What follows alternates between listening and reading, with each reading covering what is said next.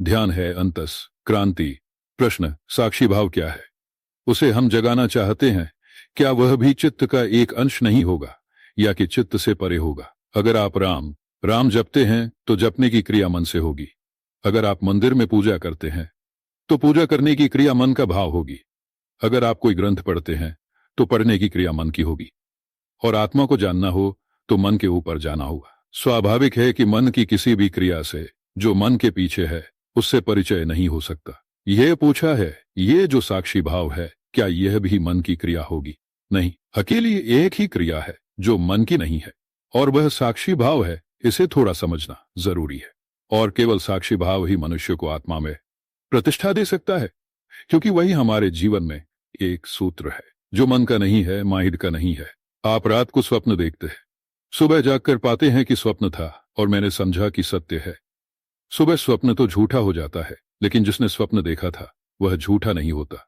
उसे आप मानते हैं कि जिसने देखा था वह सत्य था जो देखा था। आप बच्चे थे, अब युवा हो गए। बचपन तो चला गया, युवापन आ गया, युवावस्था भी चली जाएगी, बुढ़ापा आ जाएगा। लेकिन जिसने बचपन को देखा, युवावस्था को देखा, बुढ़ापे को देखेगा, वह ना आया ना गया, वह मौजूद रहा। सुख आता है, सुख चला जाता है, दुख आता है, दुख चला जाता है, लेकिन जो दुख को देखता है और सुख को देखता है वह मौजूद बना रहता है। तो हमारे भीतर दर्शन की जो क्षमता है वह सारी स्थितियों में मौजूद बनी रहती है। साक्षी का जो भाव है वह हमारी जो देखने की क्षमता है वह मौजूद बनी रहती है। वही क्षमता हमारे भीतर अविच्छिन्न रूप से, अपरिवर्तित रूप से मौजूद है। आप बहुत गहरी नींद में हो जाएं तो भी सुबह कहते हैं। रात बहुत गहरी नींद में हो जाए, रात बड़ी आनंदपूर्ण निद्रा हुई। आपके भीतर अनुभव को भी जाना, उस आनंदपूर्ण सुषुप्ति को भी जाना। तो आपके भीतर जानने वाला, देखने वाला जो साक्षी है वह सतत मौजूद है। मन सतत परिवर्तनशील है और साक्षी सतत अपरिवर्तनशील है। इसलिए साक्षी भाव मन का हिस्सा नहीं हो सकता। और फिर मन की आपके भीतर विचार चल रहे हैं, आप शांत बैठ जाएं, आपको विचारों का अनुभव होगा कि वे चल रहे हैं, आपको दिखाई पड़ेंगे। अगर शांत भाव से देखेंगे तो विचार वैसे ही दिखाई पड़ेंगे जैसे रास्ते पर चलते हुए लोग दिखाई पड़ते हैं। फिर अगर विचार शून्य हो जाएंगे, विचार शांत हो जाएंगे, तो यह दिखाई पड़ेगा कि विचार शांत हो गए हैं, शून्य हो गए, रास्ता खाली हो गया है। निश्चित ही जो विचारों को देखता है वह विचार से अलग होगा। वह जो हमारे भीतर देखने वाला तत्व है वह हमारी सारी क्रियाओं से सबसे भिन्न और अलग है। जब आप श्वास को देखेंगे, श्वास को देखते रहेंगे, देखते देखते देखते श्वास शांत होने लगेगी। एक घड़ी आएगी, आपको पता ही नहीं चलेगा कि श्वास चल भी रही है या नहीं चल रही है। जब तक श्वास चलेगी तब तक दिखाई पड़ेगा कि श्वास चल रही है, और जब श्वास चल रही है और जब श्वास नहीं चलती हुई मालूम पड़ेगी तब दिखाई पड़ेगा कि श्वास नहीं चल रही है। लेकिन दोनों, यह जो साक्षी है, यह जो विटनेस है, यह जो अवेयरनेस है, पीछे बोध का बिंदु है। यह बिंदु मन के बाहर है, मन की क्रियाओं का हिस्सा नहीं है। क्योंकि मन की क्रियाओं को भी वह जानता है जिसको हम जानते हैं। उससे अलग हो जाते हैं जिसको भी आप जान सकते हैं। उससे आप अलग हो सकते हैं क्योंकि आप अलग हैं ही नहीं, तो उसको जान ही नहीं सकते। जिसको आप देख रहे हैं उससे आप अलग हो जाते हैं, क्योंकि जो दिखाई पड़ रहा है वह अलग होगा और जो देख रहा है वह अलग होगा। साक्षी को आप कभी नहीं देख सकते। आपके भीतर जो साक्षी है उसको आप कभी नहीं देख सकते। उसको आप कभी नहीं देख सकते। उसको कौन देखेगा? जो देखेगा स्वरूप है, उसे आप देख नहीं सकते, क्योंकि देखने वाला आप अलग हो जाएंगे। तो फिर वही साक्षी होगा जो देख रहा है, जो दृश्य बन जाएगा, ऑब्जेक्ट बन जाएगा। वह फिर आत्मा नहीं रहेगी। साक्षी भाव जो है वह आत्मा में प्रवेश का उपाय है। असल में पूर्ण साक्षी स्थिति को उपलब्ध हो जाना, स्वरूप को उपलब्ध हो जाना है। साक्षी मन की कोई क्रिया नहीं है, वे फिर ध्यान नहीं होंगी। इसलिए मैं जप को ध्यान नहीं कहता हूं, वह मन की क्रिया है। किसी मंत्र को स्मरण करने को ध्यान नहीं कहता हूं, वह भी मन की क्रिया है। किसी पूजा को, किसी पाठ को ध्यान नहीं कहता हूं, ये सब मन की क्रियाएं हैं। सिर्फ एक ही आपके भीतर रहस्य का मार्ग है जो मन का नहीं है, वह साक्षी का है। जिस मात्रा में आपके भीतर साक्षी का भाव गहरा होता जाएगा, आप मन के बाहर होते जाएंगे। जिस क्षण साक्षी का भाव पूरा प्रतिष्ठित होगा, आप पाएंगे मन नहीं है। भारत से एक भिक्षु कोई 1400 चर्चा हो गई, उसके पहुंचने के पहले वैसा व्यक्ति था, अद्भुत था। चीन का जो राजा था, बू नाम का, वह उसका स्वागत करने सीमा पर 2 मील चलकर आया। उसने स्वागत किया बोधिधर्म का और बोधिधर्म से पूछा, मैंने बहुत विहार बनवाए, मंदिर बनवाए, मेरे इन सारे पुण्य कर्मों का क्या फल होगा? बोधिधर्म ने कहा, कुछ भी नहीं। वह बूझ चौंक गया। जो भिक्षु आते थे वे कहते थे, ऐसा करो, इससे बहुत लाभ है, बहुत पुण्य है। बोधिधर्म ने कहा, कुछ भी नहीं, और यह भी मत सोचना कि इनका कोई धर्म से संबंध है। वह बहुत हैरान हुआ। उसने पूछा, जब तुम यह सब कर रहे थे तो तुम्हारे भीतर कोई जानता है कि यह सब हो रहा है, यह सब किया जा रहा है? वह जो साक्षी है, जो तुम्हारे भीतर जानता है, अगर उसमें प्रतिष्ठित हो जाओ तो धर्म है। मंदिर बनाने में नहीं, मंदिर में पूजा करने में नहीं, वह जो मंदिर के बनाने को भी देखता है और जानता है और जानता है और जानता है। कभी मंदिर में पूजा करते वक्त एकदम से ख्याल करें तो आपको पता चलेगा आप पूजा भी कर रहे हैं और आपके भीतर एक बिंदु है जो जान भी रहा है कि पूजा हो रही है, पूजा की जा रही है। रास्ते पर आप चल रहे हैं, चलते वक्त एकदम से ख्याल करें तो दिखाई पड़ेगा कि आप चल रहे हैं और आपके भीतर कोई जान भी रहा है कि आप चल रहे हैं। वह जो जान रहा है वह आत्यंतिक रूप से अंतरस्थ केंद्र है, आपकी इनरमोस्ट, सबसे गहरी स्थिति है जहां आप थे, जहां आप थे, जहां आपका स्वरूप है। बोधिधर्म ने कहा, वहां प्रतिष्ठित हों। वह बोला कि अगर ऐसी बात है तो मेरा चित्त बहुत अशांत रहता है, उसी के लिए मैंने यह धर्म के कार्य किए। मेरा चित्त कैसे शांत हो जाए यह बताएं। बोधिधर्म ने उसे देखा और कहा, कल सुबह 4 बजे अंधेरे में आ जाना तो तुम्हारे चित्त को शांत कर ही दूंगा। ऐसा कहने वाला कभी कोई व्यक्ति उसे मिला नहीं था। उसने दोबारा पूछा, क्या मेरे चित्त को शांत कर ही देंगे? बोधिधर्म ने कहा, अब दोबारा मत पूछो, सुबह 4 बजे आ जाना। दोबारा पूछने की क्या बात है? मैंने कहा कि चित्त को शांत कर ही दूंगा, तुम जाओ। जब वह सीढ़ियां उतरने लगा तो बोधिधर्म ने कहा, ख्याल रखना, जब आओ तो चित्त को साथ लेते आना, नहीं तो मैं शांत किसको करूंगा? रास्ते में बादशाह सोचने लगा कि यह तो बड़ी गड़बड़ बात है। चित्त को साथ लेते आना, जब मैं आऊंगा तो चित्त तो साथ आएगा ही, इसमें क्या बात थी? चित्त को साथ लेते आना, इसका क्या मतलब है? मैं आऊंगा तो चित्त साथ आएगा ही। सुबह वह 4 बजे क्या, 3 बजे ही आ गया। आते ही बोधिधर्म ने पूछा, लाए, चित्त को ले आए। आप कैसी बातें करते हैं? मैं आया हूं तो चित्त तो आएगा ही। उसने कहा, आंख बंद करो, खोजो, चित्त कहां है? मिल जाए तो पकड़ो और कहो यह है, और मैं उसी वक्त शांत कर दूंगा। उस फकीर के साथ उस अंधेरी रात में उस बादशाह ने आंख बंद की, भीतर खोजा और आंख थोड़ी देर बाद खोली और कहा, वह मिलता नहीं। तो बोधिधर्म ने कहा, जब खोजने गया तो वहां सब शांत। असल में जब आप भीतर खोजने जाएंगे तो सिर्फ साक्षी रह जाएगा, खोजने वाला रह जाएगा। और अगर खोजने वाला बहुत प्रतिष्ठा से, बहुत शक्ति से अपने भीतर जाए तो चित्त पाया ही नहीं जाएगा, चित्त पाया ही नहीं जाएगा। चित्त हमारे सोए हुए होने का नाम है।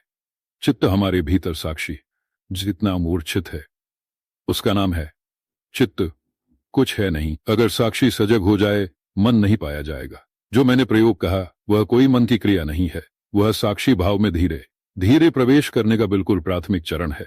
उस भाव में जितने आप गहरे जाएंगे पाएंगे कि चित्त है ही नहीं। जब साक्षी भाव पैदा होगा तो आप पाएंगे मन जैसी कोई चीज है नहीं, मात्र आत्मा है भीतर। यह साक्षी भाव मन का हिस्सा नहीं है, मन के बाहर है। असल में साक्षी भाव के सोए हुए होने का नाम मन है, और साक्षी भाव के जग जाने का नाम हाँ मन है या आत्मा है। उस वक्त नो माइंड है, उस वक्त कोई मन आपके भीतर नहीं रहता है। पूछा है, भय क्या है और भय मुक्ति का उपाय क्या है? ये जो मैंने अभी कहा, साक्षी का सोया हुआ होना मन है। इसे और हम 2-3 बातें करेंगे तो समझ में आ सकेगा कि साक्षी का सोया हुआ होना क्या है। ये जो साक्षी का सोया हुआ होना है, इससे मन पैदा हो जाता है, यानी वह सोया हुआ होना ही मन है। यह मन बड़ी छाया, अस्तित्व की चीज है, बड़ा शैडो एक्सिस्टेंस है इसका, इसकी कोई वास्तविक स्थिति नहीं है। इसलिए मन हमेशा मिटने से डरा रहता है, घबराहट लगी रहती है कि कब मिट जाए। उस मिटने के भय से, वह मिटने की जो संभावना है, आशंका है, उससे भय पैदा होता है, फियर पैदा होता है। पूछा है कि भय क्या है? जिस जिस चीज को आप अपना होना समझे हुए हैं वे सभी चीजें मरण धर्मा है। यह भय है जिस चीज को आप अपना होना समझे हुए हैं कि यह मैं हूं, वे सभी मरण धर्मा है। भीतर प्रत्येक की मृत्यु का स्पष्ट बोध है। आप संपत्ति को समझे हुए हो कि संपत्ति मेरी है, लेकिन बहुत गहरे में हर एक व्यक्ति जानता है संपत्ति मेरी नहीं है, क्योंकि आप नहीं थे तब भी संपत्ति थी, आप नहीं होंगे तब भी संपत्ति होगी। आप उसके मालिक हो नहीं सकते, लेकिन मालिक बने हैं। तो मालकियत झूठी है, इसका बहुत गहरे में बोध प्रत्येक को है। तो मालकियत खोने का डर पीछे लगा हुआ है, वह झूठी है। हर आदमी अपनी संपत्ति की सुरक्षा के लिए डरा हुआ है कि संपत्ति कहीं जिस यश को आप समझे हुए हैं मेरा है, बहुत गहरे में प्रत्येक व्यक्ति जानता है यश मेरा नहीं है, वह छूट सकता है, किसी का दिया हुआ है, बिल्कुल उधार है, अभी छीना जा सकता है। तो ईश के बचाव के लिए आप भयभीत है। जिस जिस देह को आप समझते हैं कि यह मैं हूं, रोज चारों तरफ देखते हैं कि देह मिट जाती है। आप भी किसी तल पर जानते हैं कि देह मिट जाएगी, इसलिए देह के मिटने का भय लगा हुआ है। आप जिन जिन चीजों के जोड़ हैं, उन सभी चीजों के विनष्ट होने का, उन सभी चीजों के पराये होने का, उन सभी चीजों के वास्तविक संपत्ति न होने का आपके भीतर थोड़ा बहुत बोध है। वही बोध आपको भयभीत किए हुए है। उस बोध के कारण ही आप भयभीत हैं। उसी से फियर पैदा हो रहा है। जो इडियट हो, जड़ बुद्धि हो, उसको कोई भय नहीं है। वह आग में हाथ डाल देगा। घर में आग लगी हो, वह बैठा रहेगा। तो कोई वह जड़ बुद्धि कोई परम ज्ञान को उपलब्ध नहीं हो गया है।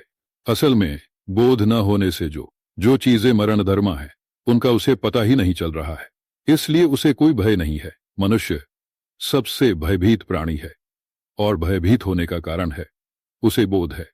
तो जो जो चीज गलत है, उसकी सरकती को अनुभूति उससे होती रहती है कि यह गलत है, ये छूट जाएगी। पहरेदारों ने रोकने की कोशिश की तो उसने कहा कि कौन मुझे रोक सकता है, कोई इसका मालिक नहीं है कि मुझे रोक सके। वह इतना दबंग था। फकीर ऐसा प्रभावशाली था कि पहरेदार घबरा कर खड़े हो गए। ऐसा कोई आदमी नहीं आया था। उसने कहा, हट जाओ रास्ते से, कौन मुझे रोक सकता है? किसका है ये? यह किसी का भी नहीं। पहरेदारों ने खबर दी कि ऐसा फकीर आया है, बड़ा प्रभावशाली है, और वह कहता है किसी का मकान नहीं है, कोई मुझे भीतर जाने से रोक नहीं सकता। राजा ने कहा, उसे ले आओ। फकीर लाया गया। उसने राजा से कहा कि मैं इस सराय में कुछ दिन ठहरना चाहता हूं, कौन मुझे रोक सकता है? उस राजा ने कहा, बिल्कुल ही अशिष्ट बात बोल रहे हो। एक तो पहरेदारों के साथ तुमने दुर्व्यवहार किया, दूसरा अब तुम मेरे निवास को, मेरे महल को कहते हो सराय, धर्मशाला। शब्द वापस ले लो। फकीर बोला, मैं अपने शब्द वापस ले लूं, जो कि बिल्कुल सच है।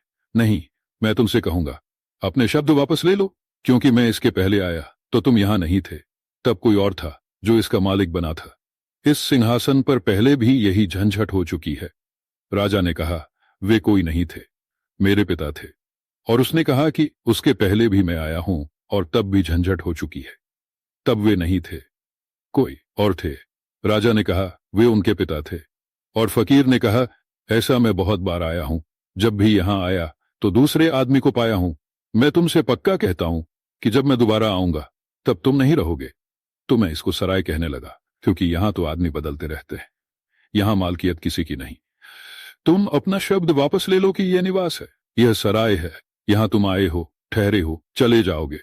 राजा ने सुना। उसने दरबारियों से कहा, मैं अपने शब्द ही वापस नहीं लेता, अपना जीवन भी वापस लेता हूं। वह फकीर के पीछे हो गया। उसे दिखाई पड़ गया कि सराय है, वह निवास कभी नहीं था। लेकिन सराय को अगर हम अपना निवास समझें तो फियर होगा।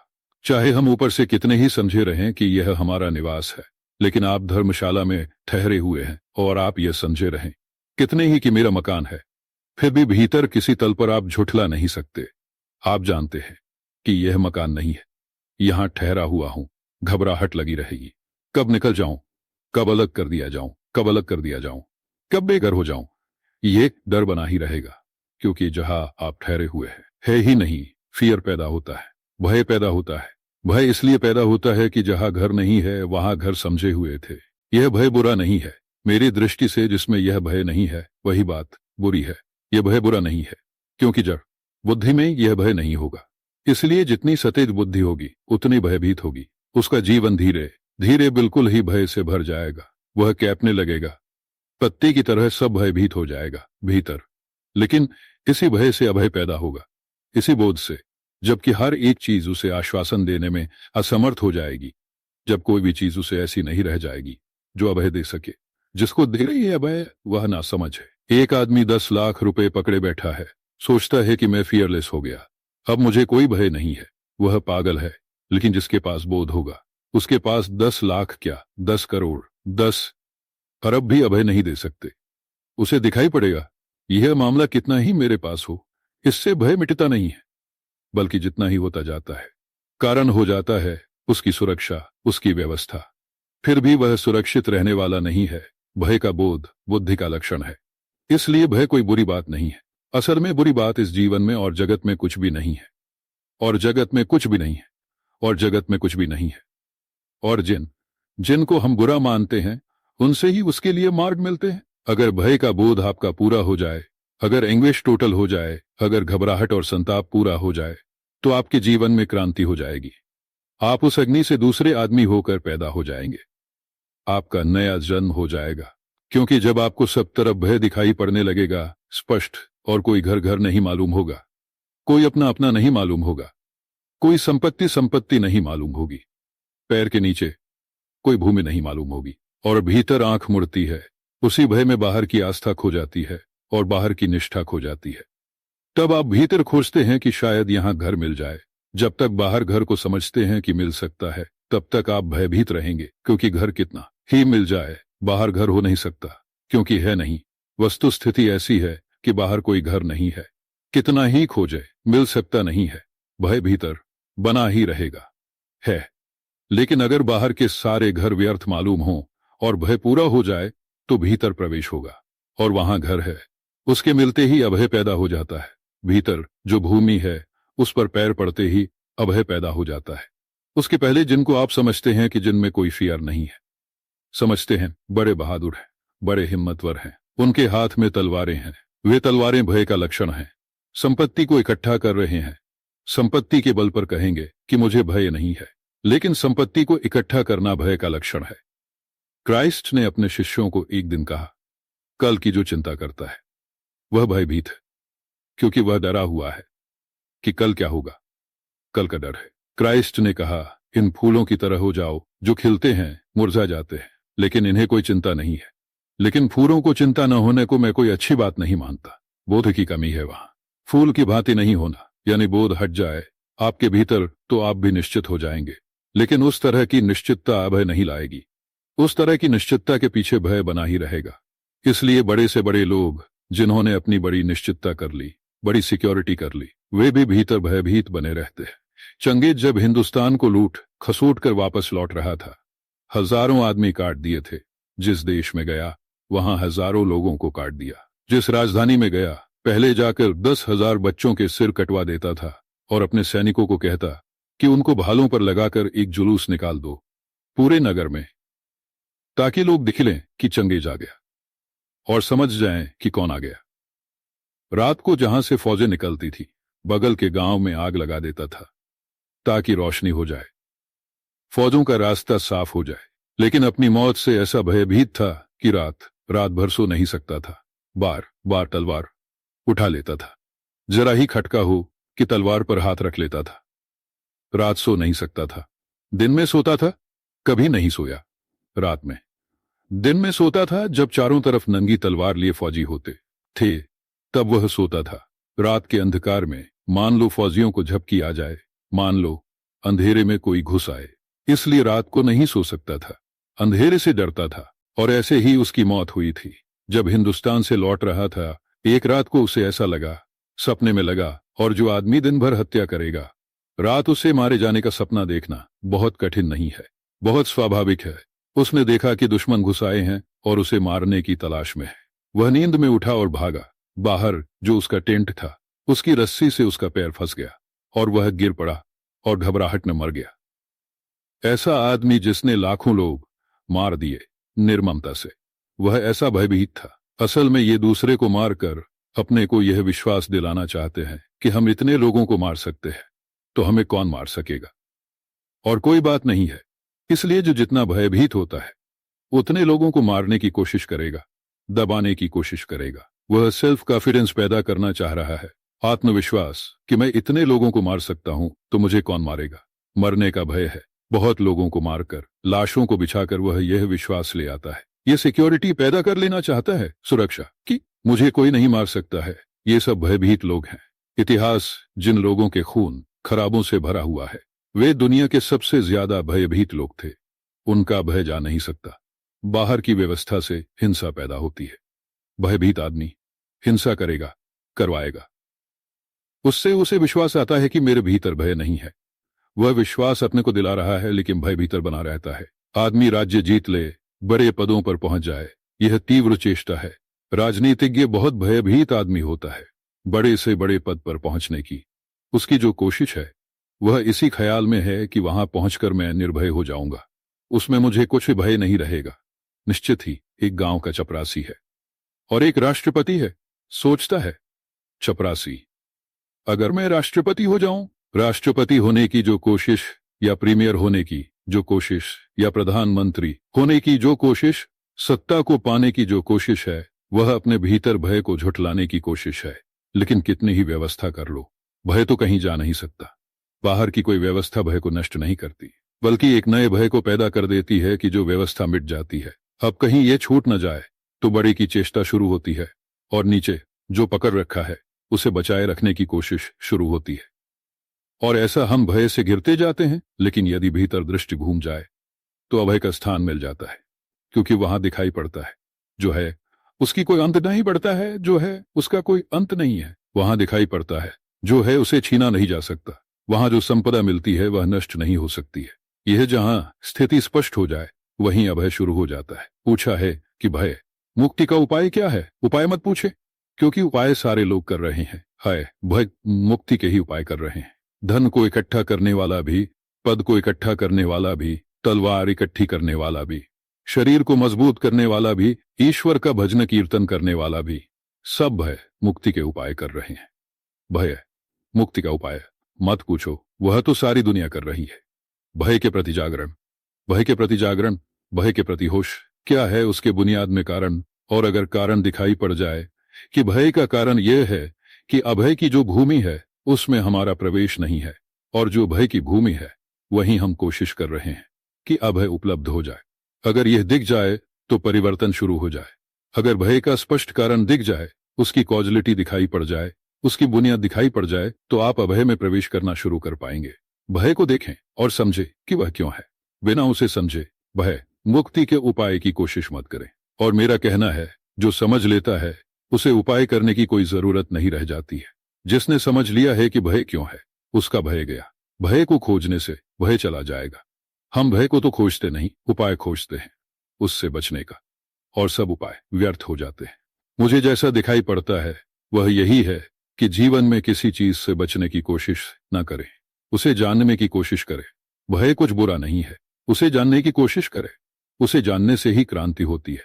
दूसरा प्रश्न है, आपने मन और विचार की गति रोकने के लिए साधना बताई। गीता ने आसक्ति रहित कर्म का तरीका बताया है, उसमें और इस तरीके में क्या फर्क है? गीता को बीच में न लाएं। मैं और आप काफी है। क्योंकि पक्का मत समझे कि जो आप समझते हैं, गीता जो आप समझते हैं गीता में लिखा है, वही गीता में लिखा है, वही गीता में लिखा है। अर्जुन, समझना असंभव है, अर्जुन समझता था। ऐसी मेरी जिस तल पर जो बात कही जाती है उसी तल पर केवल समझी जा सकती है। यही वजह है कि गीता की हजारों टीकाएं हैं। कृष्ण कोई पागल तो थे नहीं कि उनकी एक ही बात में हजार मतलब रहे हों। एक ही आदमी के अगर एक बात में हजार मतलब रहे हों, उनका मतलब तो स्पष्ट एक ही रहा होगा। लेकिन हजारों टीकाएं हैं गीता पर। ये टीकाएं गीता पर नहीं हैं, अपने मन पर हैं। यह टीकाकार का मन है जो बोल रहा है। और हम में ऐसा पागलपन रहा है कि हम अपने विचार को किसी बड़े आदमी के नाम पर थोप दे तो हमें सुख मिलता है। हमें ऐसा लगता है कि विचार तो अब निश्चित ही ठीक होगा। हम पर तो खुद हमें विश्वास होता नहीं। हमें यह तो हम अपने विचार को कृष्ण पर थोप दें तो फिर हमको धीरे धीरे विश्वास आने लगता है कि जरूर ठीक होगा, क्योंकि कृष्ण कह रहे हैं कि हम ही रहे हैं। ये सारी टीकाएं कृष्ण पर जो लिखी गई हैं, ये अपने मन पर लिखी टीकाएं हैं, चाहे कोई भी लिखा है। क्योंकि कृष्ण का मतलब तो गीता है। क्या उसका मतलब है जो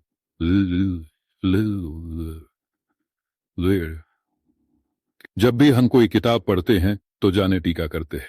वह जाने टीका है। हमारा भाव है, हमारा भाव है, हमारा विचार है। इसलिए मैंने कहा कि गीता को अलग कर दे। मैं और आप काफी है। मैंने जो कहा, जिस बात को मैंने सुबह आपको कहा, कल रात कहा, फिर कहूंगा, उसमें और अनासक्त कर्म के विचार में बुनियादी भेद है। मेरा कहना यह है कि अनासक्त कर्म किया नहीं जा सकता है। अनासक्त कर्म होता है क्योंकि जब आप उसे करेंगे तो उसमें आसक्ति आ जाएगी। जब आप चेष्टा करेंगे तो वह कर्म आसक्त हो जाएगा। जब आप कोशिश करेंगे यह कर्म मेरा अनासक्त हो तो क्यों कोशिश करेंगे? आखिर अनासक्त होने की वजह है कि मोक्ष पाना है। अनासक्त कर्म करते हैं तो अनासक्त कहाँ रहा? धन न पाना हो, यश न पाना हो, लेकिन शांति पानी है या परमात्मा पाना है। असल में जहां भी पाने का भाव है वहां कर्म अनासक्त नहीं होगा। तो आप सोचकर चाहें कि मैं अपने कर्म को अनासक्त कर लूं तो आप गलती में हैं। सोचकर कभी कर्म अनासक्त हो ही नहीं सकता, क्योंकि सोचना तो आसक्ति का ही उपाय है। तो मैं जो कह रहा हूं, अगर चित्त शांत हो, शांत चित्त से जो कर्म निकलता है वह अपने आप अनासक्त होता है, वह करना नहीं होता। अनासक्त कर्म करने से चित्त कभी शांत नहीं होता, क्योंकि अनासक्त कर्म तो किया ही नहीं जा सकता। लेकिन चित्त यदि शांत हो जाए तो जो कर्म निकलेगा वह अनासक्त कर्म होगा, क्योंकि शांत चित्त से आसक्त कर्म निकल नहीं सकता। तो सवाल आपके कर्म का बिल्कुल भी नहीं है, क्योंकि कर्म महत्वपूर्ण नहीं है। महत्वपूर्ण आप हो, और आप जैसे होते हो वैसा कर्म निकलता है। तो आप अपने को तो बदलो ना, और कर्म को अनासक्त करना चाहो तो पागलपन है। वह तो हो ही नहीं सकता। कैसे होगा? यानी आपके भीतर तो कोई बदलाहट ना हो। चले तो कर्म निकलता कहां से है? कर्म आपसे निकलता है। आप उसके मूल उद्गम हो। आप वही हो पुराने के पुराने, और कर्म को अनासक्त करना चाहते हो तो हो सकता है कर्म अनासक्त दिखने लगे, लेकिन हो नहीं सकता। उसमें आसक्ति बनी रहेगी। साधु भी जो कर रहा है उसमें आसक्ति है, वह चाहे मोक्ष की हो। एक साधु चेष्टा में लगा है, उपवास में लगा है, सेवा कर रहा है या कुछ और कर रहा है। इस सारे के पीछे एक वासना है कि चित्त शांत हो जाए, ईश्वर मिल जाए, आत्मा मिल जाए, मोक्ष मिल जाए, यह हो जाए, आवागमन से छुटकारा हो जाए। ये सब वासना के रूप है, ये सब डिजायर है। यह कर्म अनासक्त कैसे होगा? अनासक्त कर्म तभी हो सकता है जब भीतर चित्त इतना शांत हो। चित्त जिस मात्रा में शांत होगा, विलीन होगा, उसी मात्रा में कर्म से आसक्ति विलीन हो जाएगी। चित्त की अशांति ही आसक्ति का मूल उद्गम है। इसलिए मैं कर्म को बदलने को नहीं कहता। कर्म को बदला ही नहीं जा सकता। वह तो ऐसा ही है कि एक आदमी वृक्ष के पास जाए और वृक्ष को तो कुछ न करे और कहे कि फूल इसमें बड़े आने चाहिए, छोटे आने चाहिए, या ऐसा होना चाहिए या वैसा होना चाहिए। फूलों का विचार करे और वृक्ष की कोई फिक्र ना करे तो क्या होगा?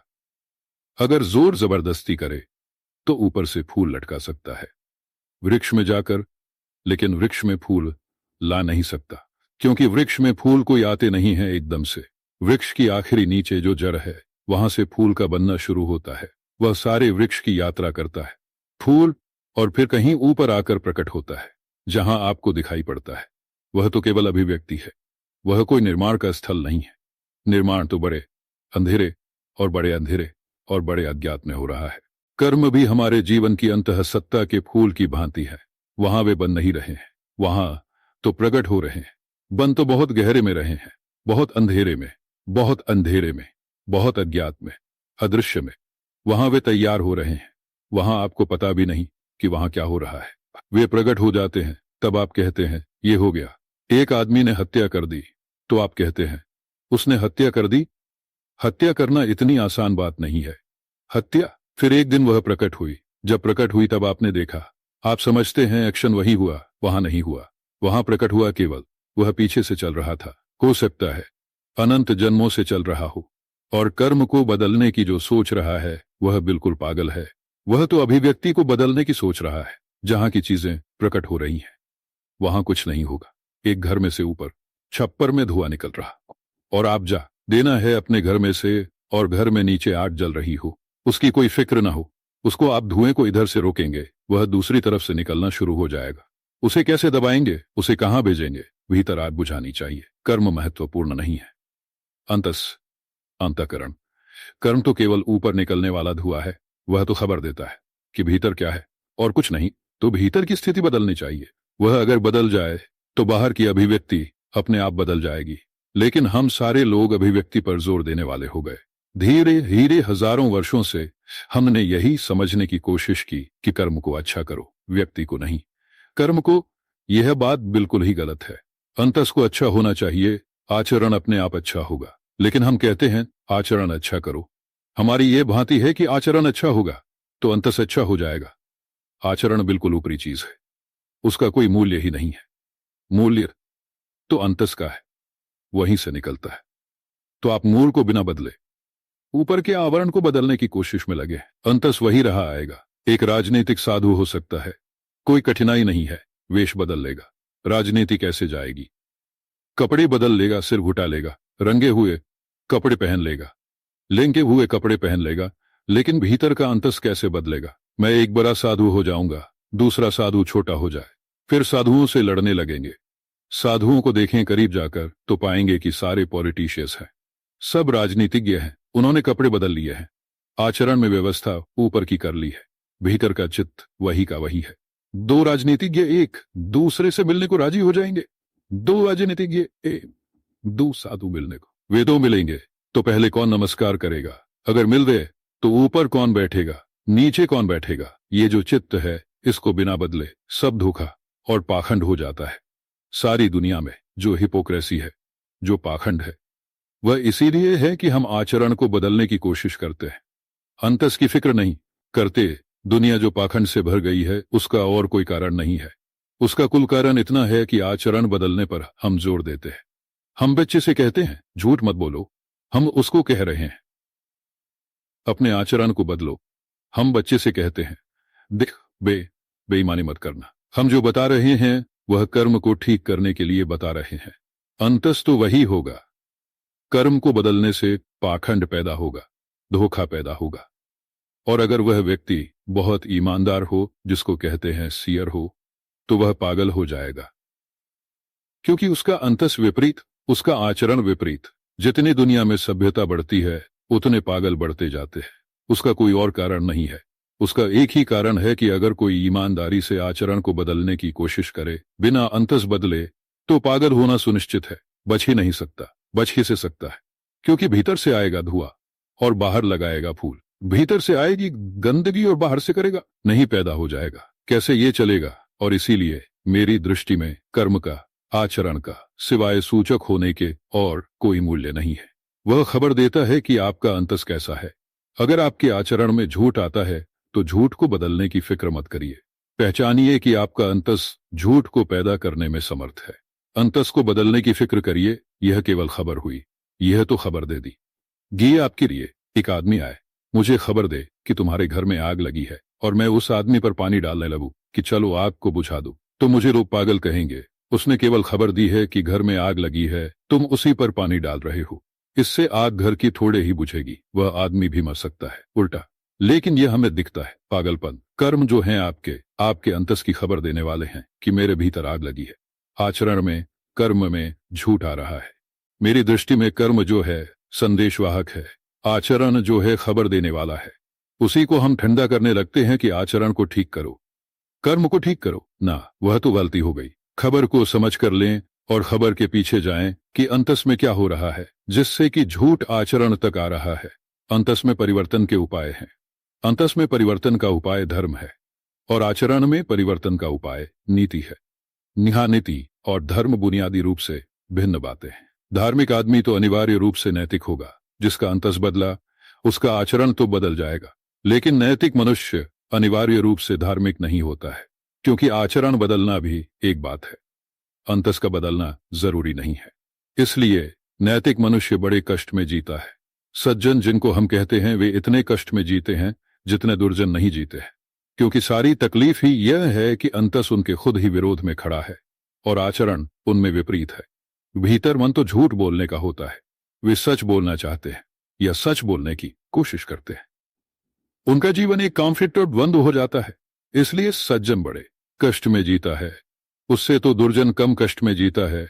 कम से कम उसके आचरण में और अंतस में एक समानता होती है। दुर्जन अपराधी शांति में जीता है, उसके अंतस और आचरण में समानता होती है। सज्जन बड़े कष्ट में जीता है, उसके आचरण और अंतस में विरोध होता है।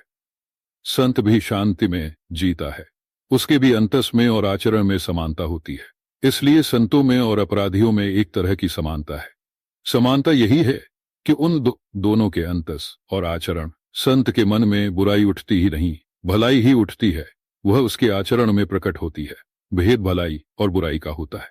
वैसे संत और अपराधी समान होते हैं। सज्जन बड़ा उपद्रव में अटका होता है, वह त्रिशंकु होता है, वह दोनों के बीच में अटका रहता है। उसके अंतस में तो अपराधी बैठा रहता है और आचरण में साधु बैठा रहता है। सारी गड़बड़ हो जाती है। उसके भीतर बड़ा टेंशन, बड़ा तनाव, बड़ी परेशानी पैदा होती है। उस परेशानी से बचने के दो ही उपाय होते हैं, या तो वह पाखंडी हो जाए, यानी वह दिखाए कुछ, वस्तुत करे कुछ, तो उसके भीतर थोड़ी शांति आती है, मतलब वह अपराधी के करीब आ जाता है, किसी भांति अपराधी के निकट पहुंच जाता है, और या फिर वह पागल हो जाए, उसे बोध ही न रहे कि वह क्या कर रहा है, क्या नहीं कर रहा है, और क्या नहीं हो रहा है, और क्या हो रहा है और क्या नहीं हो रहा है। उस हालत में वह अपराधी के करीब पहुंच जाता है। तीसरा रास्ता यह है कि वह अंतस में क्रांति कर ले और संत के करीब पहुंच जाए। मेरा जोर अंतस की क्रांति पर है, ताकि आचरण की क्रांति हो सके। आचरण की क्रांति पर मेरा जोर नहीं है, क्योंकि उससे अनिवार्य रूपेण अंतस की क्रांति नहीं होती है। इस पर हम और गहरे से विचार कर सकते। अगर आपको यह वीडियो पसंद आई तो इसे लाइक करें, अपने दोस्तों के साथ शेयर करें और हमारे चैनल को सब्सक्राइब करना न भूलें।